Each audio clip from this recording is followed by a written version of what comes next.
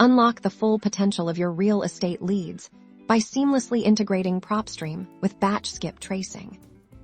First, let's dive into Propstream once you've run your desired search and have your list of properties ready. Navigate to the top right corner of your screen. You'll find an Export button. Click on it in the export options that appear. Ensure you select CSV. As your file format, this is crucial for compatibility. Then, click the button to initiate the download. Your list will be saved as a CSV file to your computer. Keep this file handy.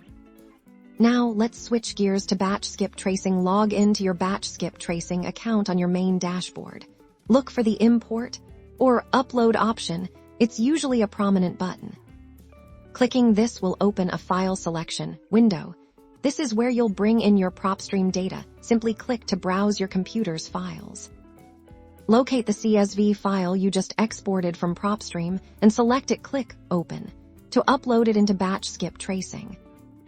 Batchskiptracing will then prompt you for any necessary mappings if it doesn't automatically recognize your columns usually.